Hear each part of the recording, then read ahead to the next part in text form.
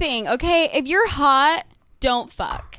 If you're not as hot, just put out into the universe that you're willing to be wrestled down like a wild hog.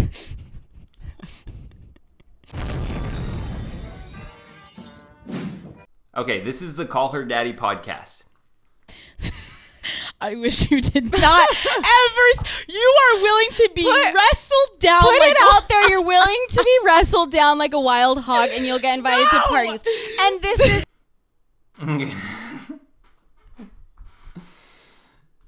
All right, put it out into the universe, guys. If you're not, a hot girl, put it out into the universe that you are down like a wild hog to get dirty. This is part of the idea that, right, these days, again, I wasn't alive in different past times, but I've heard it was a little bit different that women would date for marriage. They would date it was a kind of different purpose. Today's women date for thrill, and that's just the truth of it. Sexual empowerment, sexual liberation. But again, the problem is they date for thrill, but they expect a grand prize at the end. When in reality, the more they date around, it's like the farther away the pot of gold gets on the rainbow. It's like women these days, they believe that the more I date around, the more different men I experience, the more I will know what I want. And again, think about that. You cast out a wider net, so it makes sense. You would think the more dates I go on, the better chance I have of finding an even better guy. The grass is always greener. However, because women date for thrill and they keep putting off the actual commitment prize, it's like they're chasing the rainbow, and the rainbow just keeps getting farther and farther away because as they date around, like we talked about the hypergamy, her standards go up, but as she dates around and sleeps around and ages, her value declines. So again, the rainbow that she thinks, the more guys I date, right? It actually logically might make sense. Oh, seems like the more people I date, the better chance I have of finding it. But since the whole like myth and lie is about men and women are exactly equal and all that crap, they don't understand the importance that hypergamy plays in all this, and that again, the more she dates around, the standards go up, and then her value declines, so she becomes never satisfied. And then think about that, right? This girl that was getting all these options, now she's like 26, 27, 28, her options dwindle. So then it's like a panic. Well, shoot, that guy I could have had 2 years ago was a really good catch. Now she's even just like, I would be happy to find that guy. So now she keeps dating, at least looking to find a guy like that. And then she keeps putting it off further and further because the guys that she keeps attracting are less and less of the higher status men, because as she ages, those guys are going for the younger women. So it becomes this like probably exhausting cycle, man. I don't wish that on anyone. I'm just saying what will happen in the end. But again, this is the problem. Most women date for thrill and expect a grand prize at the end. The women that I know that actually seem truly happy right now are all women. And again, one of them is not religious, but most of the time, when I look at it, they all had a mission of when they were dating. I'm dating for marriage. That's what I'm ready for. They did it when they're young, and they like kept that standard up. Those are the only women that I personally know that actually seem very happy right now. Again, that's just my own anecdotal evidence, so it's nothing like to take for truth in that sense, but that's just what I personally have seen. This is the other thing I want to say. Okay. Is that pay attention to the school you are at, because the school is going to determine where you are on the scale. Oh, okay. Yes. And pay attention to your friend group. Oh. Because you know what? If you are going to Arizona State, maybe back in Kansas, you were a 9. Okay? Sweetheart, wake now up. At Arizona State, things have changed. You're a fucking 2. 6, if that. And you gotta put out, sweet. So also think about this when you're applying to colleges. Okay? I'm just more like, again, I read the comments on these, and again, it's just interesting how this is why I said how men and women think about things, because you got to really understand that there are definitely a lot of women that do actually they're going to hear something like this, and that's going to change where they apply to colleges at. It's just so interesting, the different mindset of how like men would think about going to college versus how women would. Although they do say too, most women go to college to get their MRS degree, their Mrs. degree, because they go there to land a high status man.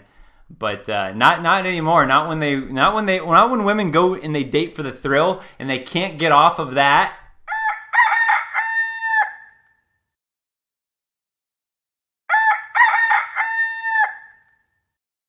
One, two, three. Snack time!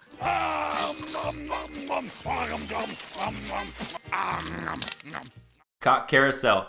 They just can't. They can't. Oh, they had that taste and they can't get off of it, and they get stuck on that ride. It's like what do you call it? Maybe a merry-go-round. I guess a carousel. That's why it's called the cock carousel. Never mind. That's why it's so popular, guys. Whoever invented the cock carousel, it makes so much sense because it just goes around and around and it never...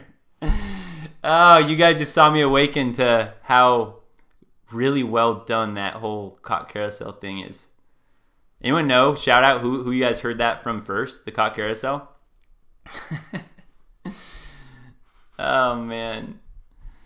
Yeah, look at this. How can these two ran through girls give it? You guys should seriously, man, some of the podcasts I heard that they didn't have actual video on, because I think it's more entertaining to watch the video part.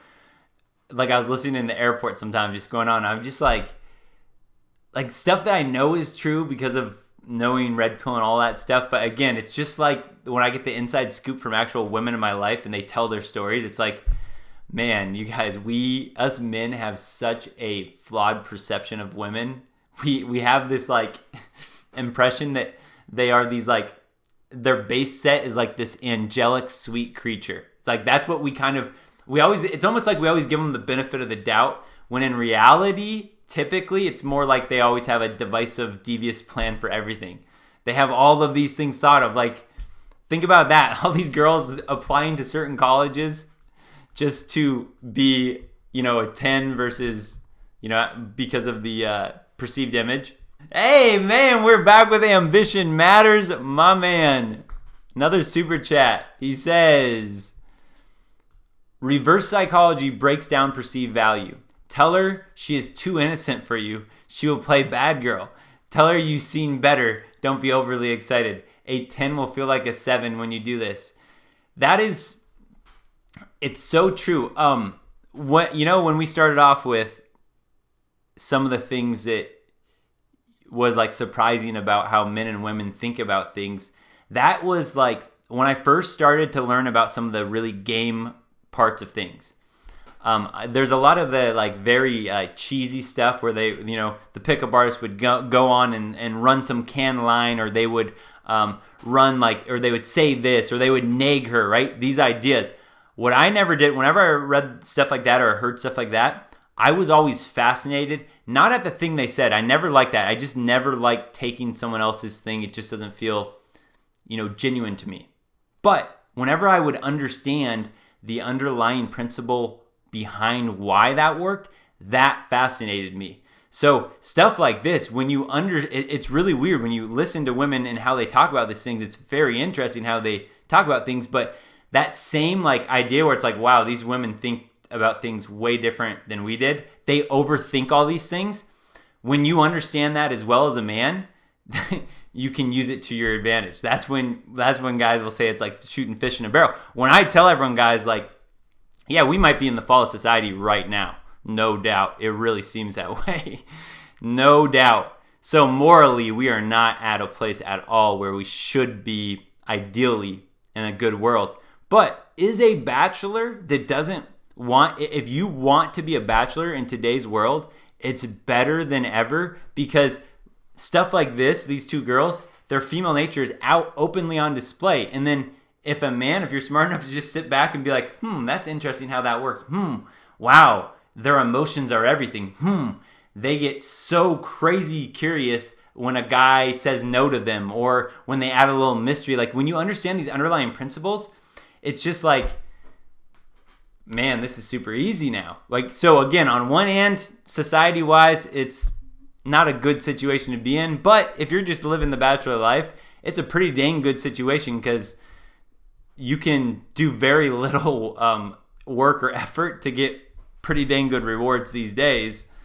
It's just such a weird time to be alive. I wonder if everyone thinks that. I wonder if everybody at some point in their life is like, man, it's such a weird time to be alive. Because think about that, like when people were, if they were alive during like the Great Depression or during some of the world wars, they've got to think that at some point, like, man, it's a crazy time to be alive. Does everyone think that at some point in their life? I don't know. Anyway, thank you, Ambition Matters, for that. Well said, well said.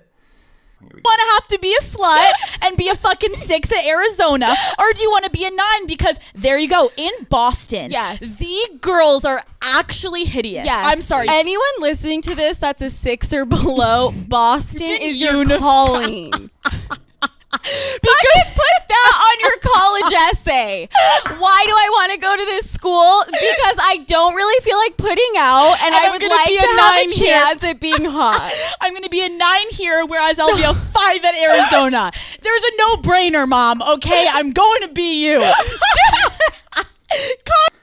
Okay, what they said there, again, imagine basing your college off of your perceived hotness based on relativity. Like, just imagine if that's how you went about applying to colleges. I don't know. It's not something I never thought about. But I will say, and I know Danny Arnold's in here, and in my area, Washington State, I've heard some women, it's so funny. I've heard women talk about, okay, so there's this school, UPS, University of Puget Sound in Washington. I went to Washington State University. It's like a bigger one. There's like the 2 big colleges are Washington State University, University of Washington. And then there's some other bigger college, whatever. But then you got UPS, pretty small like college. And I remember hearing these women that would talk to me about like they went to UPS or whatever. And they would like openly laugh about the same idea of perceived value, but on the opposite end. They were like, we would get sucked into having UPS goggles because at UPS, this school, that apparently there was just not a lot of like attractive or confident men. There just was not a lot of it. So what these women were saying, which was so funny, it's like the same idea in reverse, is these women were like, I got my heart broken over, you know, like she'd say, like guys that, you know, if they were at my high school, I probably would have rated them a 5 or a 6. But on the UPS campus, these guys were walking around like they were 12s. Like they were like, she was like, these guys were like the cool, like to give an idea, she would relate it to like, these would be like the coolest guy in the whole band class in your high school. It's like that guy that in your band class, he was kind of like the coolest guy in band. That guy with his confidence was like a perceived value of a 12 at certain schools. And these girls would tell me, they'd be like, I got my heart broken over this guy. And like when they snapped themselves out of it later, they look back on it and they would like laugh at themselves. But it is funny. What they're saying is true to an extent, but it's just interesting to think about. Sense. But if you want to put out and you know you're a little slutty and you know you're just a hole, go to fucking Arizona. Go wherever the fuck you want. Go where you know you'll be a 6 and the only way to make waves at that school is for you to open your fucking legs and let a little penetration happen downstairs. These are the role models, guys. These are the role models. These are the type of, you know, channels that get hundreds of thousands of views and subscribers. And yet, you know other channels that are talking about like the dangers of family court, the dangers of marriage, stuff like that. It's like, that's hate speech. This stuff though, oh man, let's promote that all over the place. Like, what good role models, excellent role models. Again, I'm not complaining as a single bachelor man that knows the game of online dating and how to like work the system, I guess. Like, I'm not complaining in that sense, but this is why, if anyone wonders why guys are like, yeah, dude, I'm not into this modern mindset, well, we see why. This sounds a little fucked We up. are going to be kicked off. No, air, we are. but- If I had gone to Arizona, that's my fucking life, dude. The amount of you would fucking have been a blonde girls. 4. Literally. You would have been a fucking 4. But it's true. If I had gone to Arizona, I would have been another fucking blonde bitch with not as nice of a this and not as nice of a that. And then it's like, oh, Right. But at BU and in Boston, I swear to you, it's You like were Harvard is across the river or the Yeah. yes. And so sorry to Harvard people, but there's not that many hot girls at Harvard. No. All these fucking people are ratchet. Right. And it's like, oh wow. Uh-huh. Any girl that is above like a 7 normally is Yeah. like, you're a 12. Holy shit. So no, are you're you a model? You should be. Yeah, literally. Yeah. So you got to know your environment, but it's the truth. It's not a big deal. It's the truth. Everybody just needs to be self-aware. Yes. If I walk in Again, everyone needs to be self-aware. That's the advice. Everyone needs to be self-aware. Know your lane. So again, they're like proud. Women are probably proud of like knowing their lane when they go, yeah, oh, well, I'll be honest. I'm kind of a 6, so I better be super slutty. They're proud to know their lane in that sense. But again, guys, her hypergamy won't know its lane. This is why we can sit back and just go like you look at the outlook and you see what happens when women sleep around, when they're all, giving themselves freely away to different guys. It's not, her hypergamy is going to have unreasonable standards that are going to be so hard for any man to live up to, that if you as a man were able to live up to those standards, it would affect so many other areas of your life that you would not be able to accomplish because of how crazy you would have to do to live up to these standards. That's why it's like, I wouldn't do it. I wouldn't do anything long term, because you're going to have to be the dancing monkey that is like also the emotional tampon, and you're also going to have to be the breadwinner, and then you're also going to have to help with the dishes and do all this, and you're going to have to, do 50-50 on all the child raising stuff. She's going to pick and choose from all the beta mon she's been with in her life, and she's going to expect that you will live up to them. And if you don't, her own entitled mindset about how much of a prize she thinks she is because of how many guys have slept with her. Again, that's women think that means they're the prize. So many guys have penetrated me. So again, she's going to go, I'm the prize. So she's not even going to logically be able to see if you broke it down to her. That's why it's so hard to try to explain this away to like women about this. But to us men, it's like, that's why it's like, dude, good luck. Good luck. That's all I can say. Good luck. Don't forget, subscribe, like, comment, share the video, but definitely subscribe.